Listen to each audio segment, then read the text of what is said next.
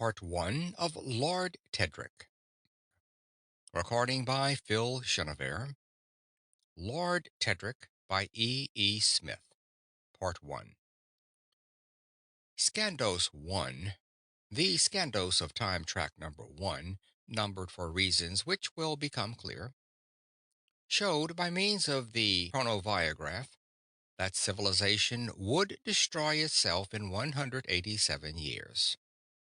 To prevent this catastrophe, he went back to the key point in time and sought out the key figure, one Tedric, a Lomarian ironmaster who had lived and died a commoner, unable ever to do anything about his fanatical detestation of human sacrifice.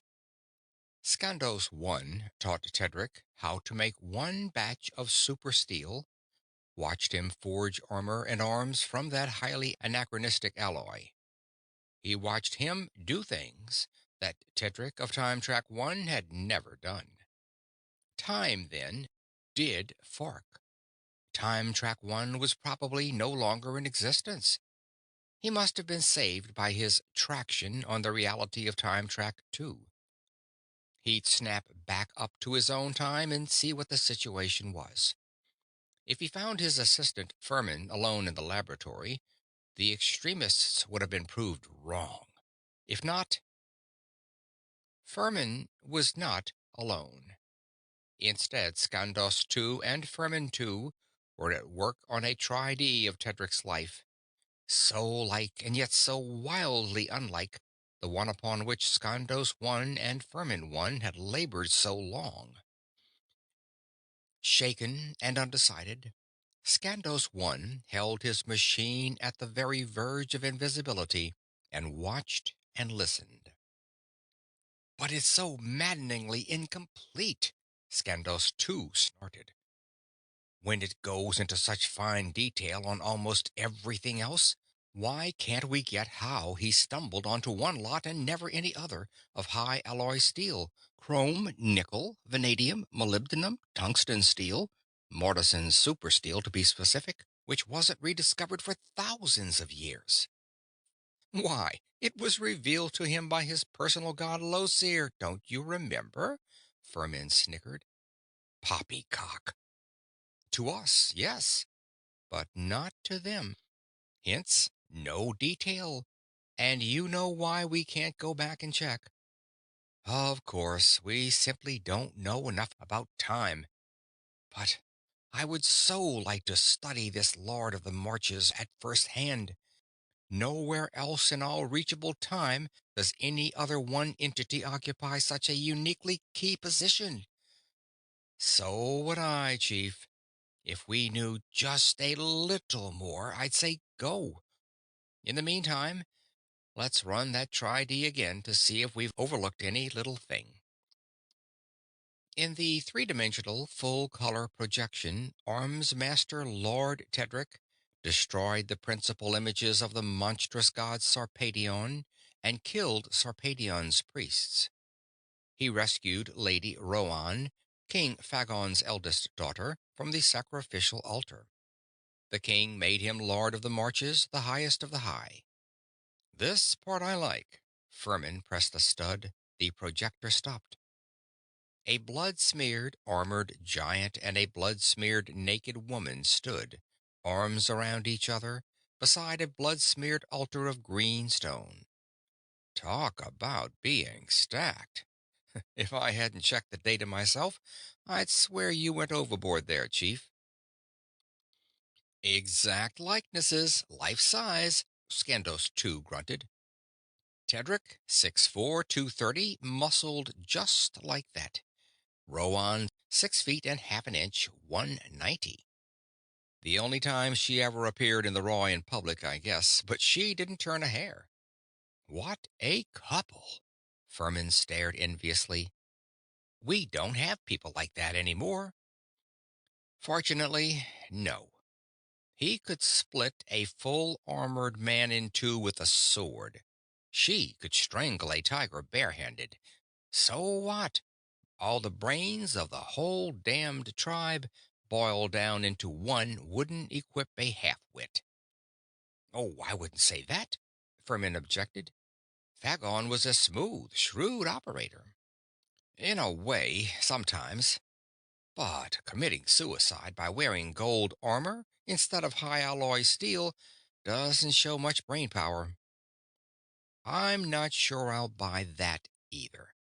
There were terrific pressures, but say Fagon had worn steel that day at Middlemarch Castle and lived 10 or 15 years longer. My guess is that Tedric would have changed the map of the world. He wasn't stupid, just bullheaded, and Fagon could handle him. He would have pounded a lot of sense into his skull if he had lived. However, he didn't live, Skandos returned dryly, and so every decision Tedric ever made was wrong. But to get back to the point, did you see anything new? Not a thing. Neither did I. So go and see how 812 is doing. For time test number 811 had failed, and there was little ground for hope that number 812 would be any more productive. And the lurking Skandos One, who had been studying intensively every aspect of the situation, began to act. It was crystal clear that Time Track 2 could hold only one Skandos. One of them would have to vanish, completely, immediately, and permanently. Although in no sense a killer by instinct or training, only one course of action was possible if his own life, and as a matter of fact all civilization, were to be conserved. Wherefore he synchronized and shot his unsuspecting double neatly through the head. The living Skandos changed places with the dead. A timer buzzed briefly. The time machine disappeared, completely out of synchronization with any continuum that a world's keenest brain and an ultra-fast calculator could compute. This would, of course, make another fork in time, but that fact did not bother Skandos One at all, now.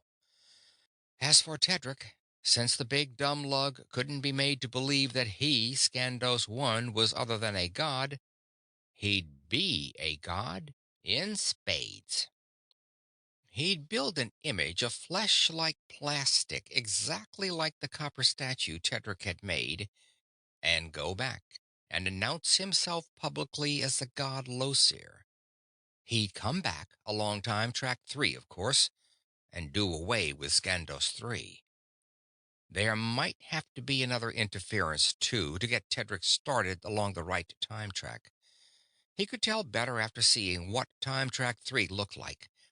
If so, it would necessitate the displacement of Skandos 4. So what? He had never had any qualms, and now that he had done it once, he had no doubt whatever as to his ability to do it twice more. Of the three standing beside Sarpedion's grisly altar, King Fagon was the first to become conscious of the fact that something should be done about his daughter's nudity.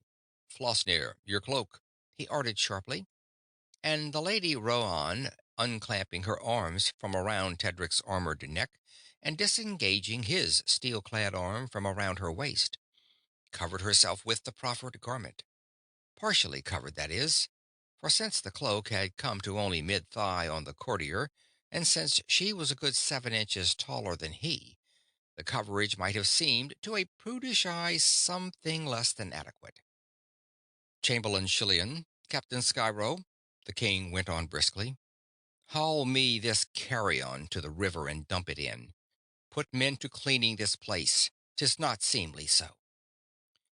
The designated officers began to bawl orders, and Tedric turned to the girl, who was still just about as close to him as she could get, awe, wonder, and relieved shock still plain on her expressive face.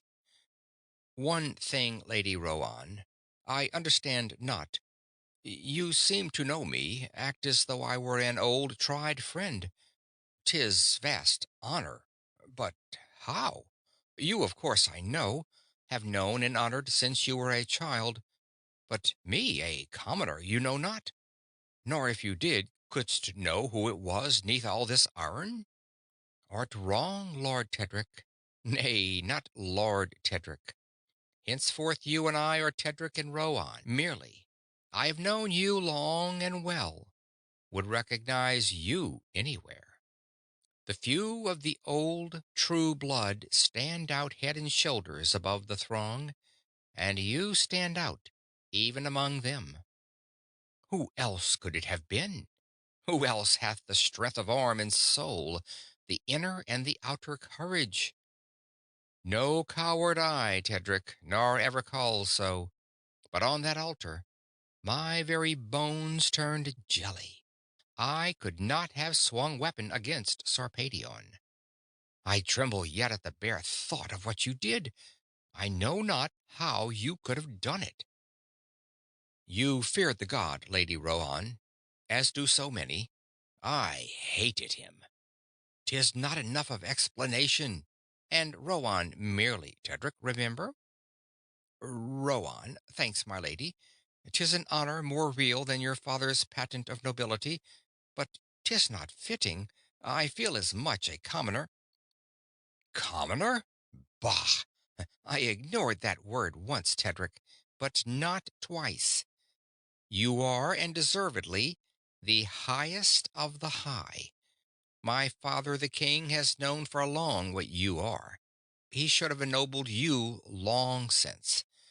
Thank all the gods he had the wit to put it off no longer. 'Tis blood that tells, not empty titles. The throne can make and unmake nobility at will, but no power whatever can make true bloods out of mongrels, nor create real manhood where none exists. Tedric did not know what to say in answer to that passionate outburst, so he changed the subject, effectively if not deftly. In speaking of the marches to your father the king, you mentioned the sages. What said they? At another time, perhaps. Lady Rhoann was fast recovering her wonted cool poise. "'Tis far too long to go into while I stand here half naked, filthy, and stinking. Let us on with the business at hand, which for me is a hot bath and clean clothing." Rhoann strolled away as unconcernedly as though she were wearing full court regalia, and Tedric turned to the king. "Thinks the Lady Trice is nearby, sire?" "If I know the jade at all, she is," Fagon snorted. "And not only near, she's seen everything and heard everything, knows more about everything than either of us, or both of us together. Why? Thinks she'd make a good priestess?" "The best. Much more so, methinks, than the Lady Rhoann. Younger, more priestess-like, say?" "Perhaps." Fagon was very evidently skeptical, but looked around the temple anyway. "Trice?" he yelled. "Yes, father," a soft voice answered, right behind them. The king's second daughter was very like his first in size and shape, but her eyes were a cerulean blue, and her hair, as long as thick as Rhoann's own, had the color of ripe wheat. "Aye, daughter. Wouldst like to be priestess of Losir?" "Oh, yes!" she squealed, but sobered quickly. "On second thought, perhaps not. No. If so be its sacrifice is done, I intend to marry some day and have 6 or 8 children. But perhaps could I take it now and resign later, think you?" "'Twould not be necessary, sire and Lady Trice," Tedric put in, while Fagon was still thinking the matter over. "Losir is not at all like Sarpedion. Losir wants abundance and fertility and happiness, not poverty and sterility and misery. Losir's priestess marries as she pleases and has as many children as she wants." "Your priestess I, then, sirs. I go to have cloth of gold robes made at once." The last words came floating back over her shoulder as Trice raced away. "Lord Tedric, sir." Unobserved, Sciro had been waiting for a chance to speak to his superior officer. "Yes, Captain." "'Tis the men, the cleaning. I mean." Sciro of Old Lomar would not pass the buck. "The bodies, the priests, you know, and so on, were easy enough, and we did manage to handle most of the pieces of the god. But the heart and so on, we know not where you want them taken.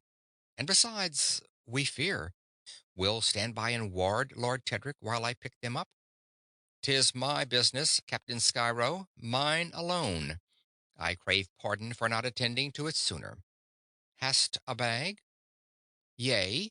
The highly relieved officer held out a duffel bag of fine, soft leather.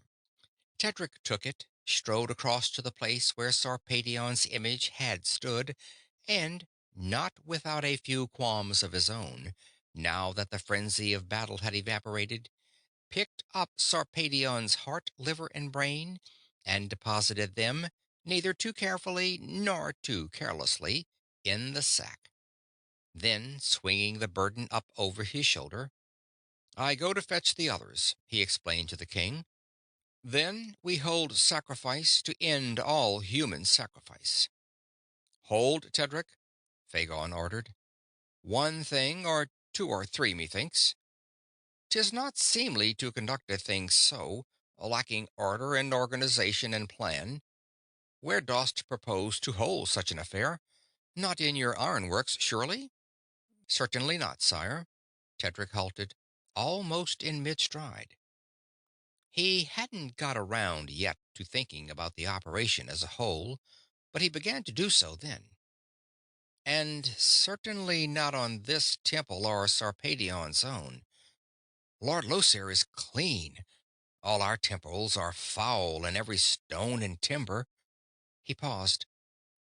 Then suddenly, I have it, sire. The amphitheater. The amphitheater. 'Tis well. 'Tis of little enough use, and a shrine will not interfere with what little use it has. Wilt give orders to build? The Lord of Marches issues his own orders. Ola Shilin, to me, the monarch shouted, and the chamberlain of the realm came on the run. Lord Tedric speaks with my voice. I hear, sire. Lord Tedric, I listen. Have built at speed, midway along the front of the amphitheater, on the very edge of the cliff, a table of clean, new quarried stone, 10 feet square and 3 feet high. On it mount Lord Losir so firmly that he will stand upright forever against whatever may come of wind or storm. The chamberlain hurried away. So did Tedric with his bag of spoils. First to his shop, where his armor was removed and where he scratched himself vigorously and delightfully as it came off. Thence to the temple of Sarpedion, where he collected the other, somewhat lesser hallowed trio of the Great One's vital organs. Then, and belatedly, to home and to bed. A little later, while the new-made Lord of the Marches was sleeping soundly, the king's messengers rode furiously abroad, spreading the word that 10 days hence, at the fourth period afternoon, in Lampor's amphitheater, great Sarpedion would be sacrificed to Losir, Lomar's new and ultra-powerful god. The city of Lompoor, Lomar's capital, lying on the south bank of the Lotar, some 50 miles inland from the delta, nestled against the rugged breast of the coast range, just outside the town's limit, and some hundreds of feet above its principal streets, there was a gigantic half-bowl carved out of the solid rock by an eddy of some bygone age. This was the amphitheater, and on the very lip of the stupendous cliff descending vertically to the river so far below, Losir stood proudly on his platform of smooth, clean granite. "'Tis not enough like a god, methinks." King Fagon, dressed now in cloth of gold, eyed the gleaming copper statue very dubiously. "'Tis too much like a man, by far." "'Tis exactly as I saw him, sire," Tedric replied firmly. Nor was he consciously lying. By this time he believed the lie himself. Losar is a man god, remember, not a beast god, and 'tis better so. But the time I set is here. With your permission, sire, I begin." Both men looked around the great bowl. Nearby, but not too near, stood the priestess and half a dozen white-clad 15-year-old girls, one of whom carried a beaten gold pitcher full of perfumed oil, another a flaring open lamp wrought of the same material.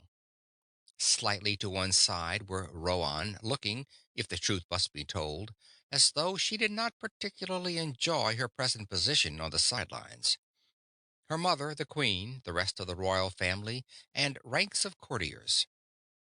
And finally, much farther back, at a very respectful distance from their strange new god, arranged in dozens of more or less concentric, roughly hemispherical rows, stood everybody who had had time to get there. More were arriving constantly, of course, but the flood had become a trickle. The narrow way, worming upward from the city along the cliff's stark side, was almost bare of traffic. "Begin, Lord Tedric," said the king. Tedric bent over, heaved the heavy iron pan containing the offerings up onto the platform, and turned. "The oil, Priestess Lady Trice, and the flame?" The acolyte handed the pitcher to Trice, who handed it to Tedric, who poured its contents over the twin hearts, twin livers, and twin brains. Then the lamp, and as the yard-high flames leaped upward, the armored pseudo-priest stepped backward and raised his eyes boldly to the impassive face of the image of his god. Then he spoke, not softly, but in parade ground tones audible to every one present. "Take, Lord Losir, all the strength and all the power and all the force that Sarpedion ever had. Use them, we beg, for good, and not for ill." He picked up the blazing pan and strode toward the lip of the precipice, high mounting smoking flames curling backward around his armored figure. "And now, in token of Sarpedion's utter and complete extinction, I consign these, the last vestiges of his being, to the rushing depths of oblivion." He hurled the pan and its fiercely flaming contents out over the terrific brink. This act, according to Tedric's plan, was to end the program, but it didn't. Long before the fiery mass struck water, his attention was seized by a long, low-pitched, moaning gasp from a multitude of throats, a sound the like of which he had never before even imagined. He whirled and saw, shimmering in a cage-like structure of shimmering bars, a form of seeming flesh, so exactly like the copper image in every detail of shape that it might well have come from the same mold. "Lord Losir, in the flesh!" Tedric exclaimed, and went to one knee. So did the king and his family, and a few of the bravest courtiers.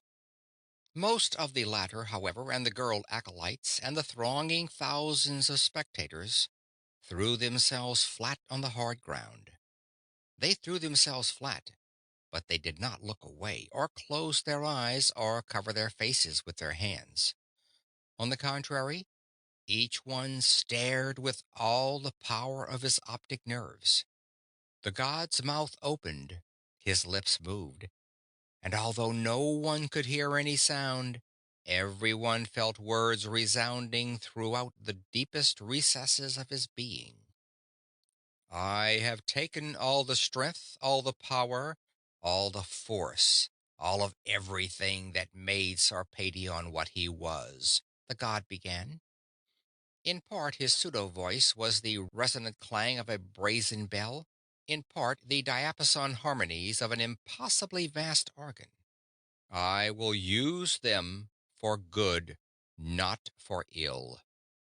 I am glad, Tedric, that you did not defile my hearth, for this is a hearth, remember, and in no sense an altar, in making this the first and the only sacrifice ever to be made to me.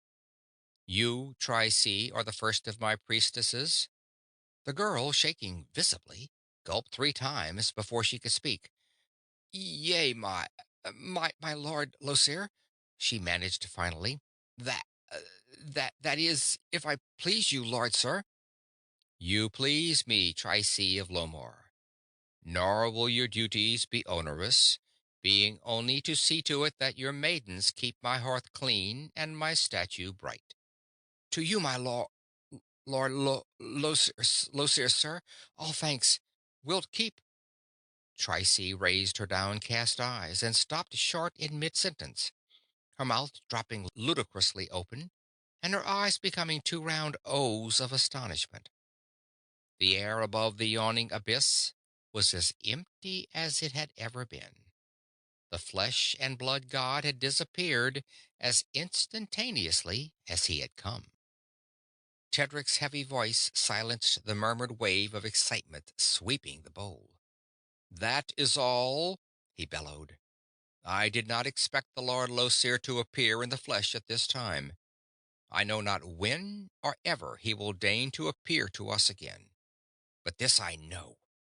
Whether or not he ever so deigns, or when, you all know now that our great Lord Losir lives. Is it not so?" "'Tis so! Long live Lord Losir!" Tumultuous yelling filled the amphitheater. "'Tis well. In leaving this holy place, all will file between me and the shrine. First our king, then the lady priestess Trice and her maids, then the family, then the court, then the rest. All men, as they pass, will raise sword arms in salute. All women will bow heads. Will be naught of offerings or of tribute or of fractions. Lord Losir is a god, not a huckstering, thieving, murdering trickster. King Fagon, sire, wilt lead?" Unhelmed now, Tedric stood rigidly at attention before the image of his god. The king did not march straight past him, but stopped short. Taking off his ornate headpiece and lifting his right arm high, he said, "To you, Lord Losir, my sincere thanks for what hast done for me, for my family, and for my nation.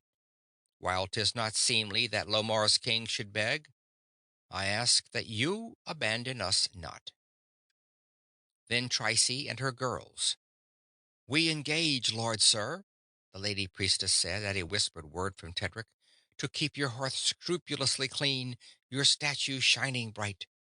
Then the queen, followed by Lady Rhoann, who, although she bowed her head meekly enough, was shooting envious glances at her sister, so far ahead and so evidently the cynosure of so many eyes.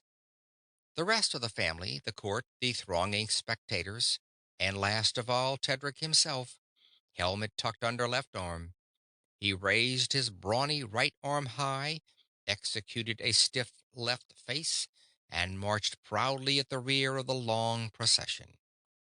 As the people made their way down the steep and rugged path, as they debouched through the city of Lompar, as they traversed the highways and byways back to the towns and townlets and farms from which they had come, it was very evident that Losir had established himself as no other god had ever been established throughout the long history of that world.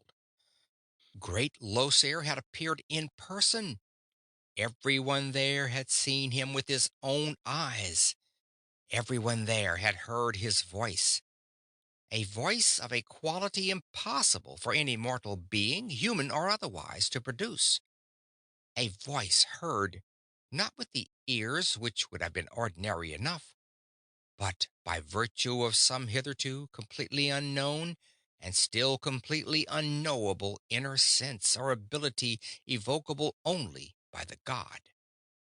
Everyone there had heard, sensed him address the Lord Arms Master and the Lady Priestess by name. Other gods had appeared personally in the past. Or had they really? Nobody had ever seen any of them except their own priests, the priests who performed the sacrifices and who fattened on the fractions. Losir now wanted neither sacrifices nor fractions, and, powerful although he was, had appeared to and had spoken to every one alike, of however high or low degree, throughout the whole huge amphitheater. Everyone!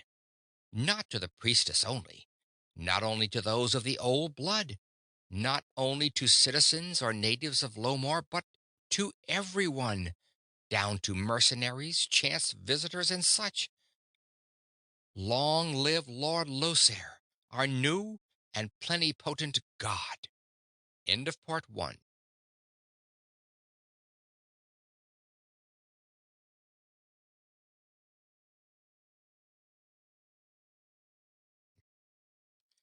Part two of Lord Tetrick by E. E. Smith. King Fagon and Tedric were standing at a table in the throne room of the palace castle, studying a map. It was crudely drawn and sketchy, this map, and full of blank areas and gross errors, but this was not an age of fine cartography. Tark, first, is still my thought, sire, Tedric insisted stubbornly. 'Tis closer, our lines shorter, a victory there would hearten all our people. Too, 'twould be unexpected. Lomar has never attacked Tark, whereas your royal sire and his sire before him each tried to loose Sarlon's grip and, in failing, but increase the already heavy payments of tribute.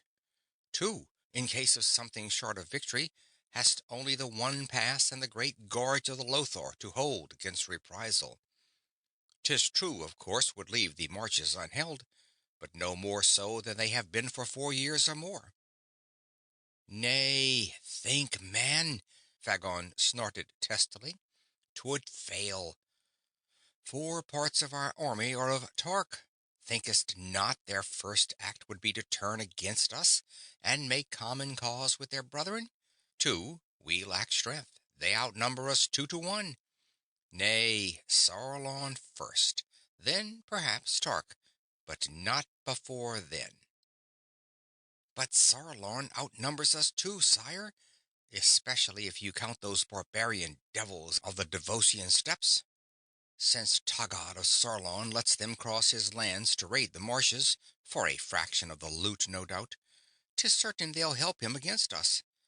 Also, sire, your father and your grandfather both died under Sarlonian axes. True, but neither of them was a strategist. I am. I have studied this matter for many years. They did the obvious. I shall not. Nor shall Sarlon pay tribute merely. Sarlon must and shall become a province of my kingdom. So argument raged, until Fagon got up onto his royal high horse and declared it his royal will that the thing was to be done his way and no other. Whereupon, of course, Tedric submitted with the best grace he could muster, and set about the task of helping get the army ready to roll toward the marshes, some 3.5 hundredths of miles to the north. Tedric fumed. Tedric fretted. Tedric swore sulphurously in Lormarian, Tarkian, Sarlonian, Devosian, and all the other languages he knew. All his noise and fury were, however, of very little avail in speeding up what was an intrinsically slow process. Between times of cursing and urging and driving, Tedric was wont to prowl the castle and its environs. So doing one day, he came upon King Fagon and the Lady Rhoann practicing at archery. Lifting his arm in salute to his sovereign and bowing his head politely to the lady, he made to pass on. "Hola, Tedric," Rhoann called. "Wouldst speed a flight with us?" Tedric glanced at the target. Rhoann was beating her father unmercifully. Her purple shafted arrows were all in or near the gold, while his golden ones were scattered far and wide, and she had been twitting him unmercifully about his poor marksmanship. Fagon was in no merry mood. This was very evidently no competition for any outsider, least of all Lomar's top-ranking arms master, to enter. "Crave pardon, my lady, but other matters press." "Your evasions are so transparent, my lord. Why not tell the truth?" Rhoann did not exactly sneer at the man's obvious embarrassment. but it was very clear that she, too, was in a vicious temper. "Mindst not beating me, but never the throne? And any arms master who threweth not arrows by hand at this range to beat both of us should be stripped of badge." Tedric, quite fatuously, leaped at the bait. "Wouldst permit, sire?" "No!" the king roared. "By my head, by the throne, by Loser's liver and brain and guts, no! 'Twould cost the head of any save you to insult me so. Shoot, sir, and shoot your best," extending his own bow and a full quiver of arrows. Tedric did not want to use the royal weapon, but at the girl's quick, imperative gesture he smothered his incipient protest and accepted it. "One sighting shot, sire?" he asked, and drew the heavy bow. Nothing whatever could have forced him to put an arrow nearer the gold than the farthest of the kings. To avoid doing so without transparently missing the target completely would take skill, since one golden arrow stood a bare 3 inches from the edge of the target.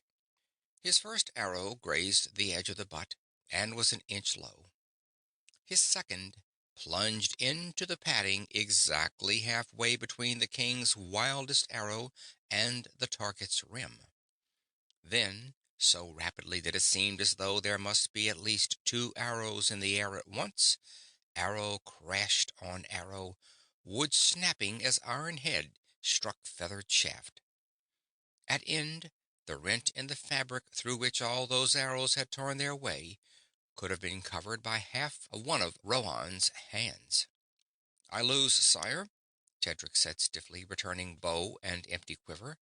"My score is 0."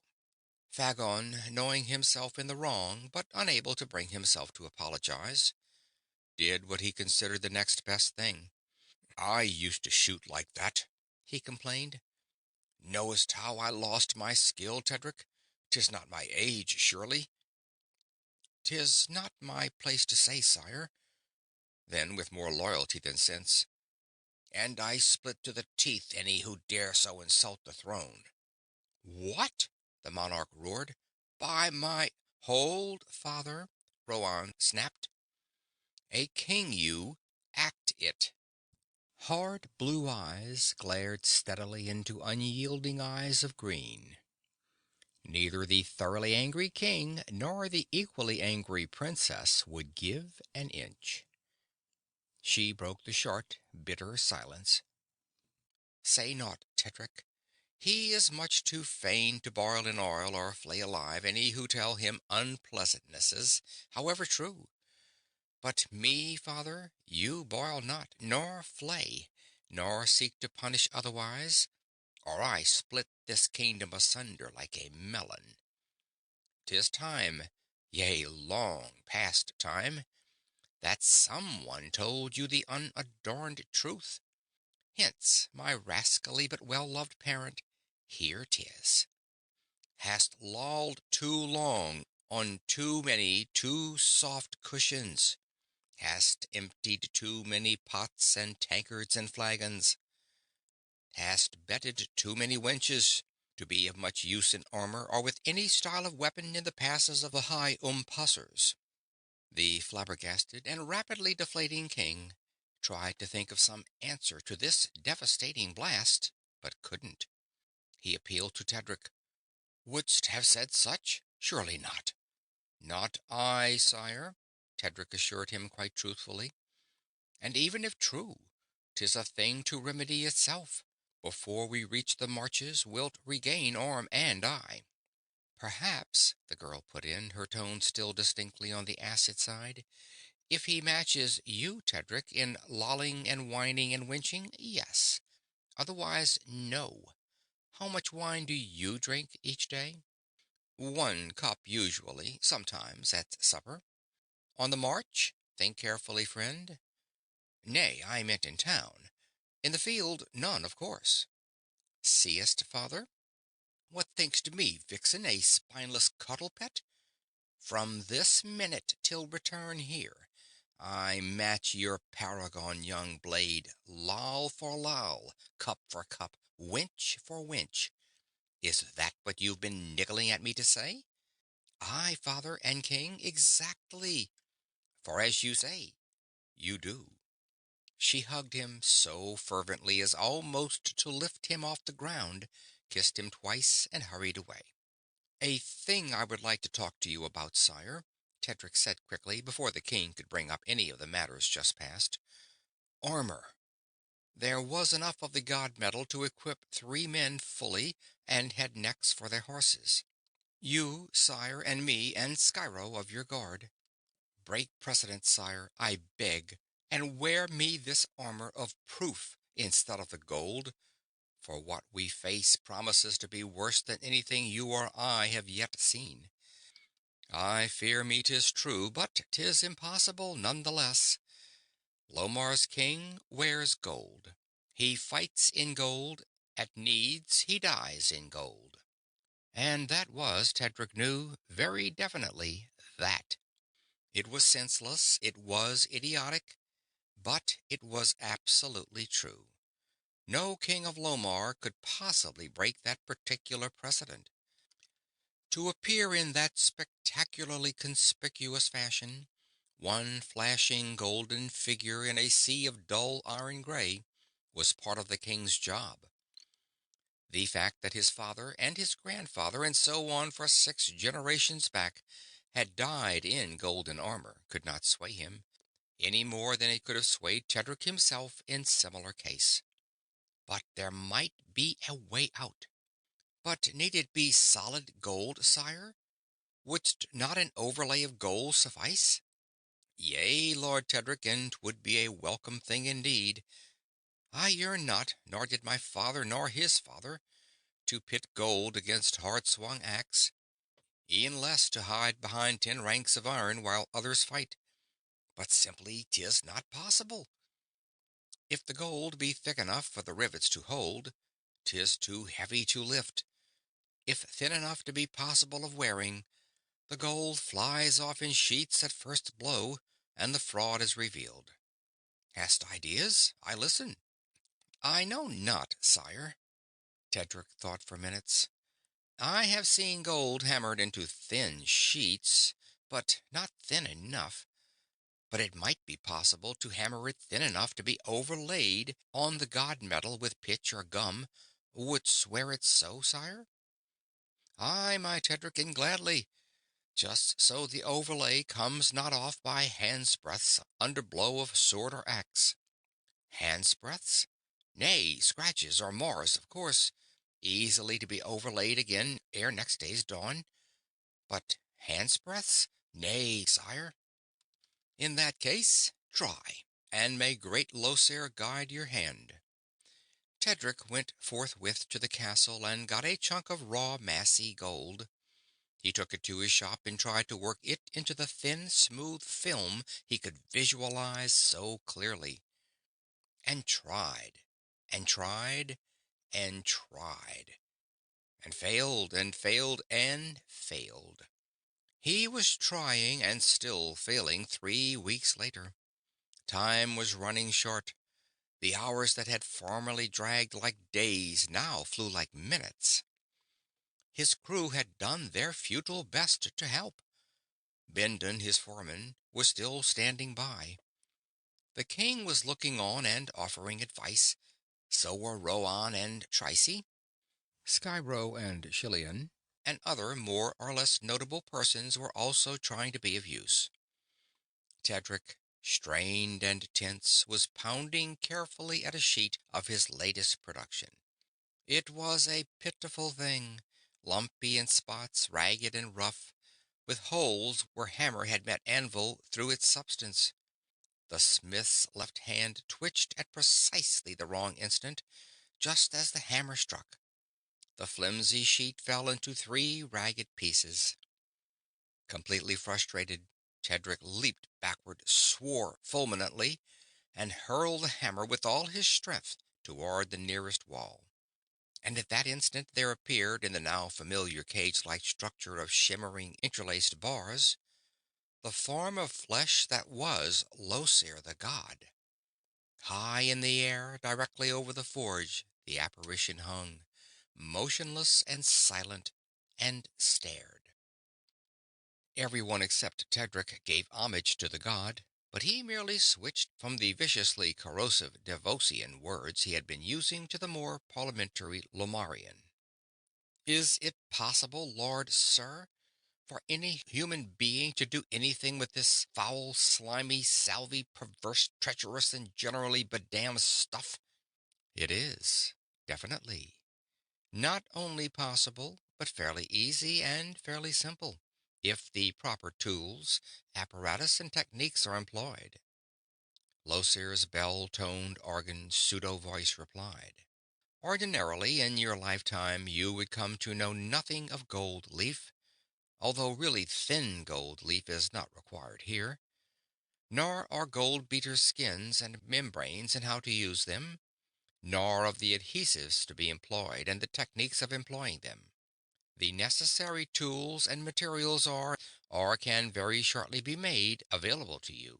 You can now absorb quite readily the required information and knowledge. For this business of beating out gold leaf, your hammer and anvil are both completely wrong. Listen carefully and remember. For the first preliminary thinning down, you take. Lomar's army set out at dawn. First, the wide-ranging scouts, lean, hard, fine-trained runners, stripped to clouts and moccasins and carrying only a light bow and a few arrows apiece. Then the hunters. They, too, scattered widely and went practically naked, but bore the 100-pound bows and the savagely tearing arrows of their trade. Then the heavy horse, comparatively few in number, but of the old blood all, led by Tedric and Skyro, and surrounding glittering Fagon and his standard-bearers. It took a lot of horse to carry a full-armored knight of the old blood, but the horse farmers of the Middle Marches bred for size and strength and stamina. Next came century after century of light horse, mounted swordmen and spearmen and javelineers, followed by even more numerous creatures of foot-slogging infantry. Last of all came the big-wheeled, creaking wagons, loaded not only with the usual supplies and equipment of war, but also with thousands of loaves of bread, hard, flat, heavy loaves made from ling, the corn-like grain which was the staple cereal of the region. Bread, sire? Tedric had asked wonderingly when Fagon had first broached the idea. Men on the march lived on meat, a straight, unrelieved diet of meat for weeks and months on end, and all too frequently not enough of that to maintain weight and strength. They expected nothing else. An occasional fist-sized chunk of bread was sheerest luxury. Bread? A whole loaf each man a day? Aye. Fagon had chuckled in reply.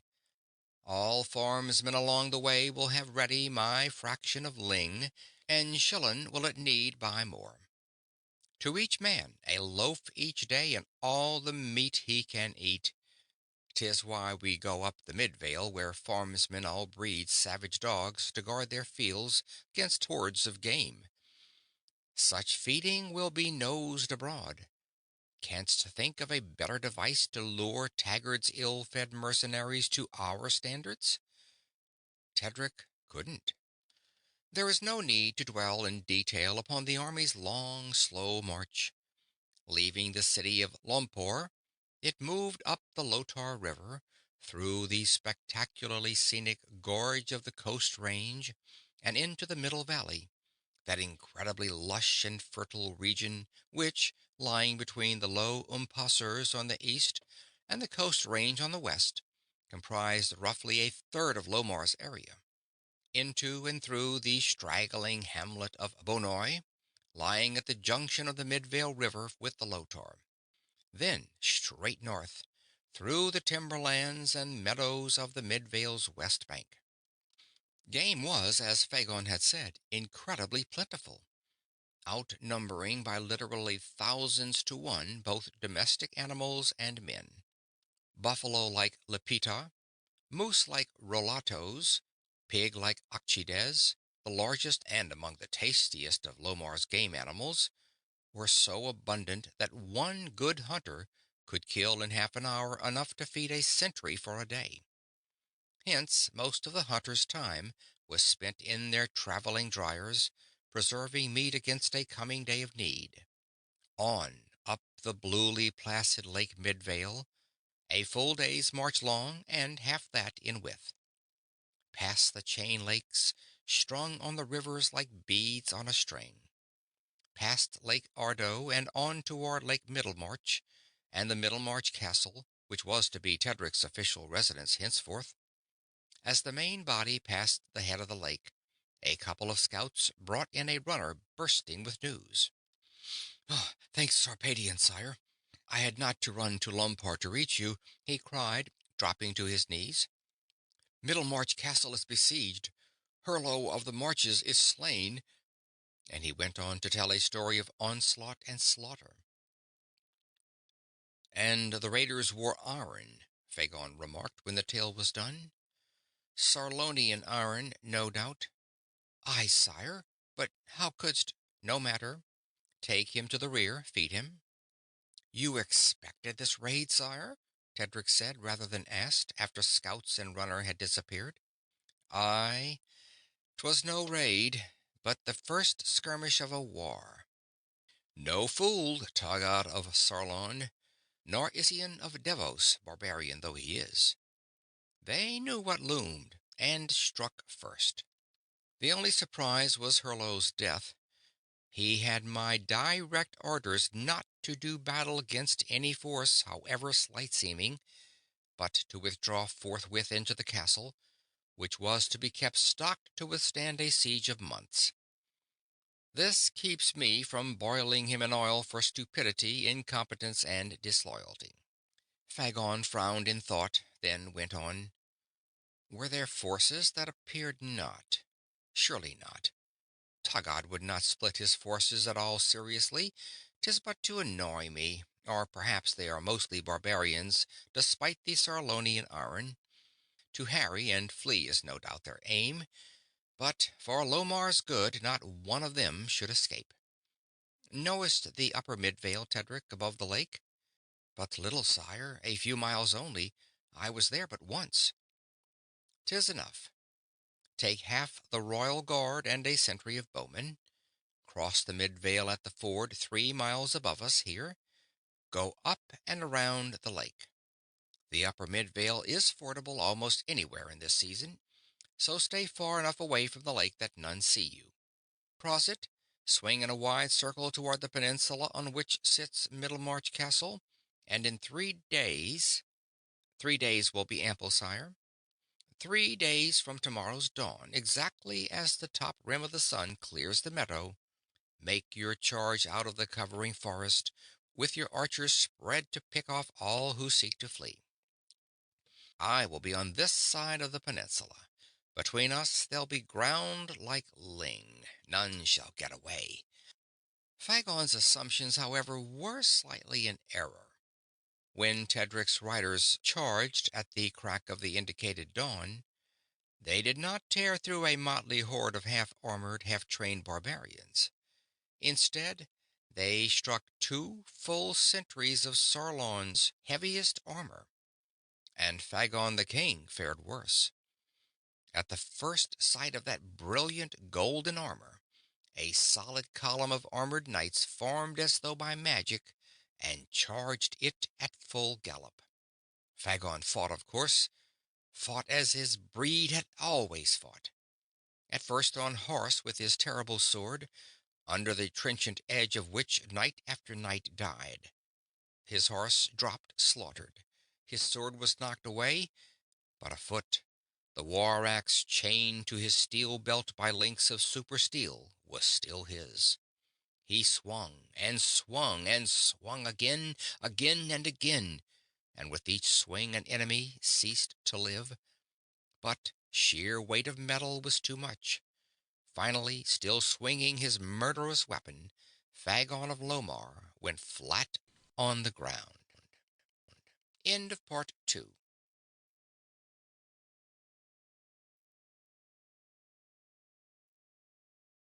Part 3 of Lord Tedric by E. Smith. At the first assault on their king, Tedric with his sword and Skyro with his hammer had gone starkly berserk. Skyro was nearer, but Tedric was faster and stronger and had the better horse. "Drigor!" he yelled, thumping his steed's sides with his armored legs and rising high in his stirrups. Nostrils flaring, the mighty beast raged forward, and Tedric struck as he had never struck before. 8 times that terrific blade came down, and 8 men and 8 horses died.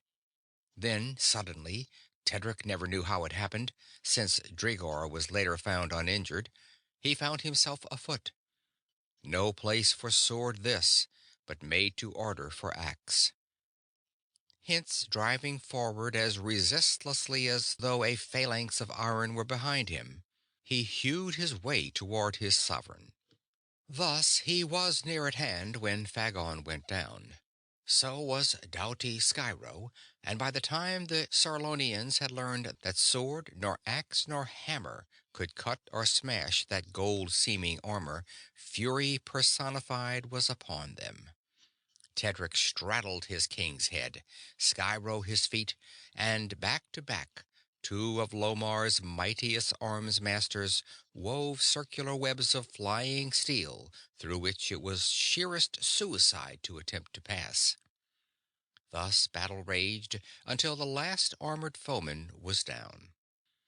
"Art hurt, sire?" Tedric asked anxiously as he and Skyro lifted Fagon to his feet. "Nay, my masters at arms," the monarch gasped, still panting for breath. "Bruised merely, and somewhat winded." He opened his visor to let more air in. Then, as he regained control, he shook off the supporting hands and stood erect under his own power. "I fear me, Tedric, that you and that vixen daughter of mine were in some sense right. Methinks I may be, the veriest trifle out of condition. But the battle is almost over. Did any escape?" None had. "'Tis well, Tedric. I know not how to honor—" "Honor me no farther, sire, I beg. Hast honored me already far more than I deserved, or ever will, or at least at the moment. There may be later, perhaps. That is, a thing—" He fell silent. "A thing?" Fagon grinned broadly. "I know not whether Rhoann will be overly pleased at being called so, but 'twill be borne in mind none the less. Now you, Skyro, Lord Skyro now and henceforth, and all your line, lord of what I will not now say, but when we have taken Sarlo, you and all others shall know." "My thanks, sire, and my obeisance," said Skyro. "Shillin, with me to my pavilion. I am weary and sore, and would fain rest." As the 2 lords of the realm, so lately commoners, strode away to do what had to be done. "Neither of us feels any nobler than ever, I know," Skyro said. "But in one way 'tis well, very well indeed." "The Lady Trice, eh? The wind does set so, then, as I thought." "Aye, for long and long. It wondered me often, your choice of the Lady Rhoann over her. Howbeit 'twill be a wondrous thing to be your brother-in-law as well as in arms." Tedric grinned companionably, but before he could reply they had to separate and go to work. The king did not rest long. The heralds called Tedric in before half his job was done. "What thinkst you, Tedric, should be next?" Fagon asked. "First punish Devos, sire," Tedric snarled. "Backtrack them. Storm High Pass if defended. Raise half the steps with sword and torch. Drive them the full length of their country and into Northern Sound." "Interesting, my impetuous young blade, but not at all practical," Fagon countered. "Hast considered the matter of time? The avalanches of rocks doubtless set up and ready to sweep those narrow paths. What Tagad would be doing while we cavort through the wastelands? Tedric deflated almost instantaneously. Nay, sire, he admitted sheepishly. I thought not of any such. 'Tis the trouble with you. You know not how to think. Fagon was deadly serious now. 'Tis a hard thing to learn, impossible for many, but learn it you must, if you end not as Hurlo ended. Also take heed. Disobey my orders but once, as Hurlo did, and you hang in chains from the highest battlement of your own castle Middlemarch until your bones rot apart and drop into the lake. His monarch's vicious threat, or rather promise, left Tedric completely unmoved. "'Tis what I would deserve, sire, or less, but no fear of that. Stupid I may be, but disloyal? Nay, sire. Your word has always been and always will be my law." "Not stupid, Tedric, but lacking in judgment, which is not as bad, since the condition is, if you care enough to make it so, remediable. You must care enough, Tedric. You must learn, and quickly, for much more than your own life is at hazard." The younger man stared questioningly, and the king went on. "My life, the lives of my family, and the future of all Lomar," he said quietly. "In that case, sire, wilt learn, and quickly," Tedric declared, and as days and weeks went by, he did. All previous attempts on the city of Sarlo were made in what seemed to be the only feasible way, crossing the Tagula at the lower ford, going down its north bank through the gorge to the west branch, and down that to the Sarlo. Fagon was lecturing from a large map, using a sharp stick as pointer. Tedric, Skyro, Shillen, and two or three other high-ranking officers were watching and listening. The west branch flows into Sarlo only 40 miles above Sarlo Bay. The city of Sarlo is here, on the north bank of the Sarlo River, right at the bay, and is 5/6 surrounded by water. The Sarlo River is wide and deep, uncrossable against any real opposition. Thus, Sarlonian strategy has always been not to make any strong stand anywhere along the west branch, but to fight delaying actions merely, making the real stand on the north bank of the Sarlo, only a few miles from Sarlo City itself. The Sarlo River, gentlemen, is well called Sarlo's Shield. It has never been crossed. "How do you expect to cross it, then, sire?" Shillen asked. "Strictly speaking, we cross it not, but float down it. We cross the Tagula at upper ford, not lower." "Upper ford, sire? Above the terrible gorge of the low Umpasseurs?" "Yea. That gorge, undefended, is passable. 'Tis rugged, but passage can be made. Once through the gorge, our way to the Lake of the Spiders, from which springs the middle branch of the Sarlo, is clear and open." "But 'tis held, sire, that Middle Valley is impassable for troops," a grizzled captain protested. "We traverse it none the less, on rafts at 6 or 7 miles an hour, faster by far than any army can march. But 'tis enough of explanation. Lord Skyro, attend." "I listen, sire." "At earliest dawn take 2 centuries of axemen and 1 century of bowmen, with the wagon load of woodworkers' supplies about which some of you have wondered. Strike straight north at forced march. Cross the Tagula. Straight north again to the Lake of the Spiders and the head of the middle branch. Build rafts large enough and of sufficient number to bear our whole force, strong enough to stand rough usage. The rafts should be done, or nearly, by the time we get there." "I hear, sire, and I obey." Tedric, almost stunned by the novelty and audacity of this, the first amphibian operation in the history of his world, was dubious but willing. And as the map of that operation spread itself in his mind, he grew enthusiastic. We attack, then, not from the south, but from the northeast. Aye, and on solid ground, not across deep water. But to bed, gentlemen. Tomorrow the clarions sound before dawn. Dawn came. Skyro and his force struck out. The main army marched away up the north bank of the upper Midvale, which for 30 or 40 miles flowed almost directly from the northeast. There, however, it circled sharply to flow from the southeast, and the Lamarians left it, continuing their march across undulating foothills straight for Upper Ford. From the south, the approach to this ford, lying just above, east of, the low Umpasser Mountains, at the point where the middle marches mounted a stiff but not abrupt gradient to become the upper marches, was not too difficult. Nor was the entrapment of most of the Sarlonians and barbarians on watch. The stream, while only knee-deep for the most part, was wide, fast, and rough. The bottom was made up in toto of rounded, mossy, extremely slippery rocks.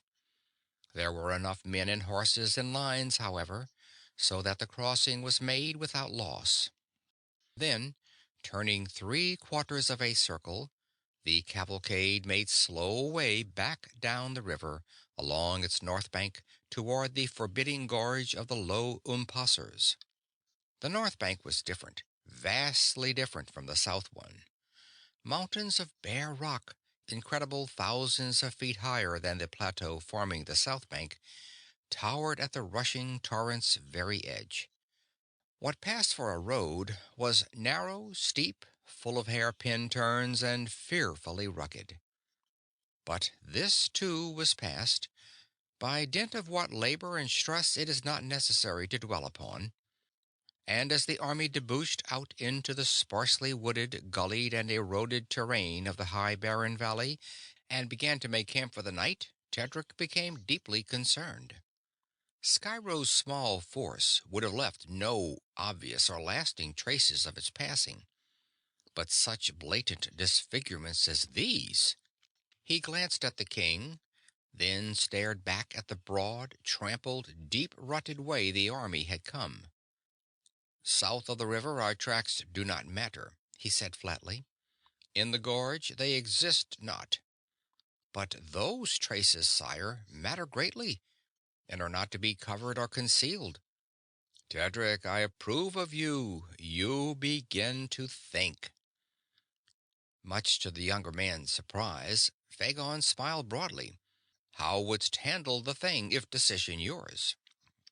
"A couple of fives of bowmen to camp here or nearby, sire," Tedric replied promptly, "to put arrows through any who come to spy. 'Tis a sound idea, but not enough by half. Here I leave you, and a full century each of our best scouts and hunters. See to it, my lord captain, that none sees this our trail from here to the Lake of the Spiders, or having seen it, lives to tell of the seeing." Tedric, after selecting his sharpshooters and watching them melt invisibly into the landscape, went down the valley about a mile and hid himself carefully in a cave. These men knew the business in hand a lot better than he did, and he would not interfere. What he was for was to take command in an emergency. If the operation were a complete success, he would have nothing whatever to do. He was still in the cave days later when word came that the launching had begun. Rounding up his guerrillas, he led them at a fast pace to the Lake of the Spiders, around it, and to the place where the Lomarian army had been encamped. 4 50-man rafts were waiting, and Tedric noticed with surprise that a sort of house had been built on the one lying farthest downstream. This luxury, he learned, was for him and his squire Rallion and their horses and armor. The middle branch was wide and swift, and to Tedric and his bowmen, landlubbers all, it was terrifyingly rough and boisterous and full of rocks. Tedric, however, did not stay a landlubber long. He was not the type to sit in idleness when there was something physical to do, something new to learn. And learning to be a riverman was so much easier than learning to be King Fagon's idea of a strategist. Thus, stripped to clout and moccasins, Tedric reveled in pitting his strength and speed at steering oar or pole against the raft's mass and the river's whim. A good man, him, the boss boatman remarked to one of his mates. Then later to Tedric himself. "'Tis shame, Lord, that you got to work at this lord business. Wouldst make a damn good riverman in time." "My thanks, sir, and 'twould be more fun, but King Fagon knows best. But this bend you talk of, what is it?" "'Tis where this middle branch turns a square angle 'gainst solid rock to flow west into the Sarlo. The roughest, wickedest bit of water anybody ever tried to run a raft over. Canst try it with me if you like." "'Twould please me greatly to try." Well short of the bend, each raft was snubbed to the shore and unloaded. When the first one was bare, the boss riverman and a score of his best men stepped aboard. So did Tedric. "What folly is this?" Fagon yelled. "Tedric, ashore!" "Canst swim, Lord Tedric?" the boss asked. "Like an eel," Tedric admitted modestly, and the riverman turned to the king. "'Twill save you rafts, sire, if he works with us. He's quick as a cat and strong as a bull, and knows more of white water already than half my men." "In that case," Fagon waved his hand, and the first raft took off. Many of the rafts were lost, of course, and Tedric had to swim in icy water more than once, but he loved every exhausting, exciting second of the time. Nor were the broken logs of the wrecked rafts allowed to drift down the river as telltales. Each bit was hauled carefully ashore. Below the bend, the middle branch was wide and deep, hence the reloaded rafts had smooth sailing, and the Sarlo itself was of course wider and deeper still. In fact, it would have been easily navigable by an 80,000-ton modern liner. The only care now was to avoid discovery, which matter was attended to by several centuries of far-ranging scouts and by scores of rivermen in commandeered boats. Moyla's Landing, the predetermined point of debarkation, was a scant 15 miles from the city of Sarlo. It was scarcely a hamlet, but even so, any one of its inhabitants could have given the alarm. Hence it was surrounded by an advance force of bowmen and spearmen, and before those soldiers set out, Fagon voiced the orders he was to repeat so often during the following hectic days. "No burning and no wanton killing. None must know we come, but none the less Sarlon is to be a province of Lomar, my kingdom, and I will not have its people or its substance destroyed. To that end, I swear by my royal head, by the throne, by great Losir's heart and brain and liver, that any man of whatever rank who slays or burns without my express permission will be flayed alive and then boiled in oil." Hence the taking of Moyla's Landing was very quiet, and its people were held under close guard. All that day and all the following night the army rested. Fagon was pretty sure that Tegad knew nothing of the invasion as yet, but it would be idle to hope to get much closer without being discovered. Every mile gained, however, would be worth a century of men. Therefore, long before dawn, the supremely ready Lomarian forces rolled over the screening bluff and marched steadily towards Sarlo. Not fast, note. 13 miles is a long haul when there is to be a full-scale battle at the end of it. Plodding slowly along on mighty Dragar at the king's right, Tedric roused himself from a brown study and, gathering his forces visibly, spoke. "Knowest I love the Lady Rhoann, sire?" "Aye, no secret that, nor has been since the fall of Sarpedion." "Hast permission, then, to ask her to be my wife? once back in Lompar. Mayst ask her sooner than that, if you like. Wilt be here tomorrow with the family, the court, and an image of great Losir for the triumph." Tedric's mouth dropped open. "But, sire," he managed finally, "how couldst be that sure of success? The armies are too evenly matched." "In seeming only. They have no body of horse or foot able to stand against my royal guard. They have nothing to cope with you and Skyro and your armor and weapons. Therefore, I have been and am certain of Lomar's success. Well planned and well executed ventures do not fail. This has been long in the planning, but only your discovery of the god metal made it possible for execution." Then, as Tedric glanced involuntarily at his gold-plated armor, "Yea, the overlay made it possible for me to live, although I may die this day, being the center of attack and being weaker and of lesser endurance than I thought. But my life matters not beside the good of Lomar. A king's life is of import only to himself, to his family, and to a few, wouldst be surprised to learn how very few, real friends. Your life matters to me, sire, and to Skyro." "Aye, Tedric, my almost son, that I know. Art in the forefront of those few I spoke of. And take this not too seriously, for I expect fully to live. But in case I die, remember this: kings come and kings go, but as long as it holds the loyalty of such as you and Skyro and your kind, the throne of Lomar endures." Taggad of Sarlon was not taken completely by surprise. However, he had little enough warning, and so violent and hasty was his mobilization that the Sarlonians were little, if any, fresher than the Lomarians when they met, a couple of miles outside the city's limit. There is no need to describe in detail the arrangement of the sentries and the legions, nor to dwell at length upon the bloodiness and savagery of the conflict as a whole, nor to pick out individual deeds of derring do, of heroism, or of cowardice. Of prime interest here is the climactic charge of Lomar's heavy horse, the Royal Guard, that ended it. There was little enough of finesse in that terrific charge, led by glittering Fagon and his two alloy-clad lords. The best their Middlemarch horses could do in the way of speed was a lumbering canter, but their tremendous masses.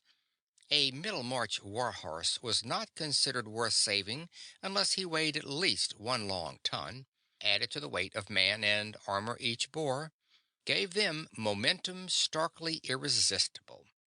Into and through the ranks of Sarlonian armor the knights of Lomar's old blood crashed, each rising in his stirrups and swinging down with all his might, with sword or axe or hammer, upon whatever luckless wight was nearest at hand.